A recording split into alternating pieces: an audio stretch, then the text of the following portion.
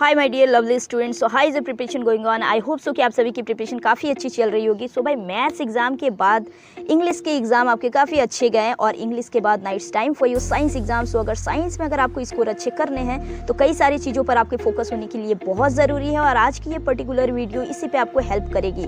सो भाई इंपॉर्टेंट चीज़ ये है कि साइंस में आपकी अगर न्यूमेरिकल्स की अगर बात अगर करी जाए तो भाई ऐसा यूनिट फार्मूला, इसके साथ साथ आपके कंसेप्ट स्ट्रांग होने बहुत ज़रूरी है। साथ ही साथ आपकी अगर बायो की अगर बात अगर करी जाए तो आपके diagrams very important and physics में भी आपके डायग्राम से रिलेटेड बहुत सारी चीज़ें हैं। सो भाई क्रिप्सी नोट्स के साथ आपको यहाँ पे मिलने वाली है chart sheet, that is formula chart sheet. Yes, आप यहाँ पे हमारे साथ जुड़ सकते हैं। टेलीग्राम की लिंक दी गई है डिस्क्रिप्शन पे, आप देखिए हमारे नए टेलीग्राम की ग्रुप है, वहाँ पे आप लोग जुड़ जाएं। सारी चीज़ें आपको वहाँ पे मिलने वाली हैं।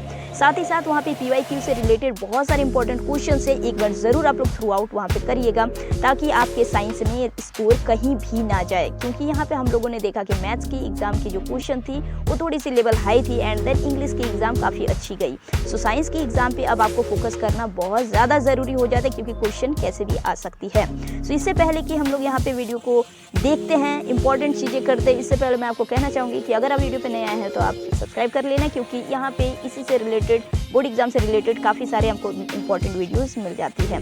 तो चलिए हम लोग स्टार्ट करते हैं। सबसे पहले मैंने जैसे कि आपको कहा कि भाई न्यूमेरिकल की बात अगर करी जाए तो न्यूमेरिकल्स में आपको रे डायग्राम और अगर साइन कन्वेंशन आपका क्लियर नहीं है तो आपका यहाँ पे न्यूमेरिकल बनना काफ़ी हार्ड हो जाता है। इसीलिए आपको रे डायग्राम एंड साइन कन्वेंशन पे अपना कंसेप्ट बहुत अच्छे से यहाँ पे फोकस करना, इस पर आपका बहुत अच्छा पकड़ होना चाहिए। साथ ही साथ हम लोग एक चीज़ यहाँ पे छोड़ देते हैं, that is your SI unit. Yes, आपको यहाँ पे पता होना चाहिए कि SI यूनिट में भी आपका 1 नंबर 1.5 नंबर लगता ही लगता है। सो आपका यहाँ पे NCERT में जो है फिजिक्स के सारे क्वेश्चन भाई अच्छे से कर लेना यहाँ पे, और कई सारे PYQ से रिलेटेड क्वेश्चन मैंने आपको टेलीग्राम ग्रुप पे दे दी है, आप जा करके उसको एक बार ज़रूर प्रैक्टिस करके जाना, आपको काफ़ी हेल्प मिलेगी। क्वेश्चन को सॉल्व करने की कैसे टेक्निक होती है एंड कैसे क्या क्या आपको टिप्स फॉलो करने, सारी चीज़ें हम लोग समझेंगे यहाँ पे, एंड तक बने रहे।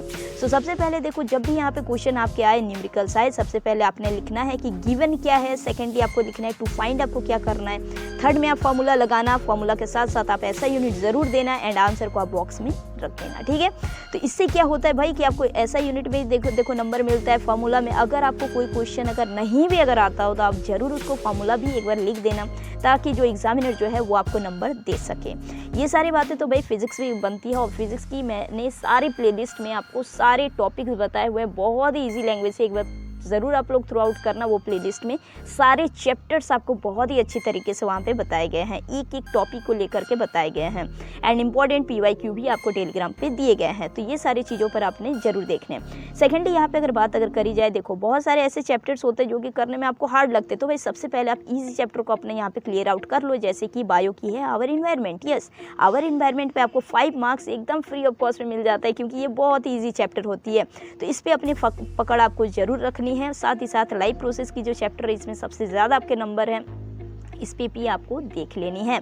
साथ ही साथ यहाँ पे मैंने बात करी कि अगर फिजिक्स की इंपॉर्टेंट टॉपिक्स हो या फिर केमिस्ट्री की इंपॉर्टेंट टॉपिक्स हो, इससे भी रिलेटेड एक पर्टिकुलर वीडियो मैंने बना करके चैनल पे डाल दिए हैं, आप एक बार ज़रूर ये देख लेना, आपको काफ़ी हेल्प मिल जाएगी। तो चलो अब सबसे मेन बात पर हम लोग आते हैं, that is what tips you have to follow that you have a great marks in your board exam. Yes, ये कुछ टिप्स है जिसको कि अगर आप फॉलो अगर करते हैं तो आप अपने बोर्ड एग्जाम में बहुत अच्छी स्कोर कर सकते हैं एंड यस आपके मार्क्स भी यहाँ पे काफ़ी इंक्रीज हो सकते हैं। तो भाई पहली टिप्स क्या है कि अपनी कॉपी को जो है आपको बहुत क्लियर तरीके से लिखना है। आपकी कॉपी प्रेजेंटेशन बहुत सुंदर होनी चाहिए।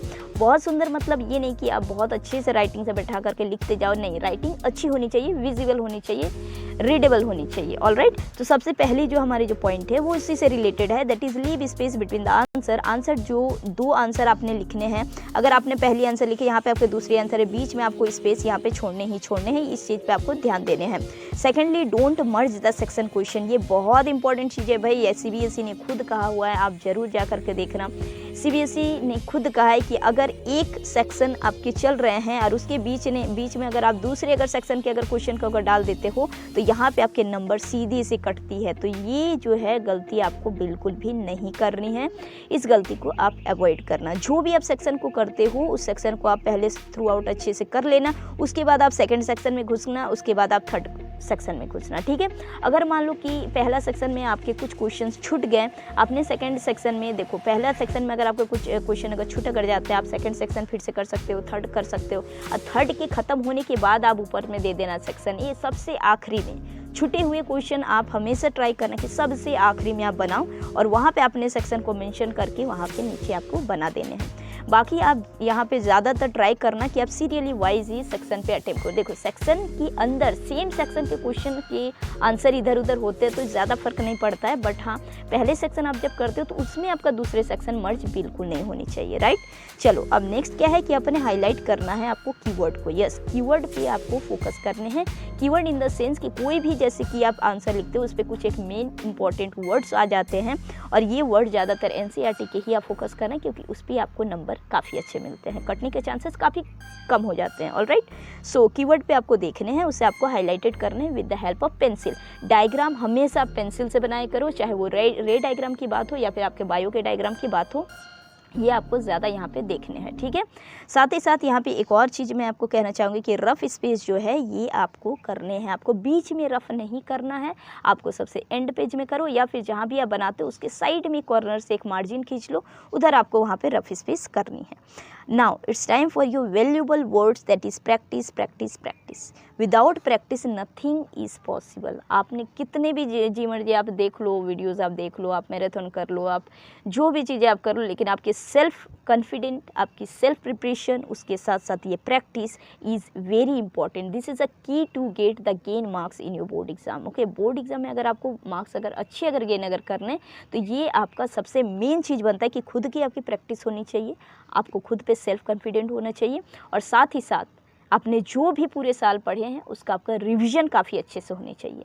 और सबसे एंड में मैं आपको यहाँ पे एक टिप्स देना चाहूँगी, that is attempt all the question. देखो अगर बात अगर करी जाए ना तो 2023 में मैं आपको यहाँ पे बताती हूँ, दैट इज़ 2023 में 3 क्वेश्चन बैक टू बैक गलत आए हुए थे, ठीक है, सीबीएसई में, जिसमें कि अगर बच्चे ने अगर अटेम्प्ट अगर करके रखा था तो उसे यहाँ पे नंबर मिल चुके थे। इसीलिए मैं आपको हमेशा बोलती हूँ कि देखो अटेम्प्ट करना सीखो। अगर मान लो वैसा अगर बात है भी नहीं तो आप अगर अटेम्प्ट अगर करते हो तो कोई अगर क्वेश्चन का आंसर मान लो कि 5 मार्क्स का है लेकिन आपने अटेम्प्ट करा अपने वे में अगर लिखा तो आपको इसमें अगर 4 भी अगर मिले, चलो 3 भी अगर मिले तो भाई बहुत है। छोड़ने से बहुत बेटर है कि आप सारे कर जाओ और ऐसे 1 2 3 क्वेश्चन ही रहेंगे जिसमें क्या उसे आपको बिल्कुल भी छोड़ना नहीं है, उसे आपको क्या करना है भाई, टैकल करना है, अपने लैंग्वेज में आपको लिखना है। आई होप कि आप इस चीज़ों को समझ सकते हैं और अगर ये ओवरऑल सारी चीज़ें आपने सुनी हैं, आपने समझी है तो इसको आप ज़रूर फॉलो करना है। इससे आपके मार्क्स कहीं भी नहीं जाएंगे, आपको बहुत अच्छे यहाँ पे मार्क्स आने वाले बोर्ड एग्जाम के लिए। तो भाई आज की इस वीडियो में बस इतना ही, मिलेंगे हम लोग फिर से नेक्स्ट वीडियो में।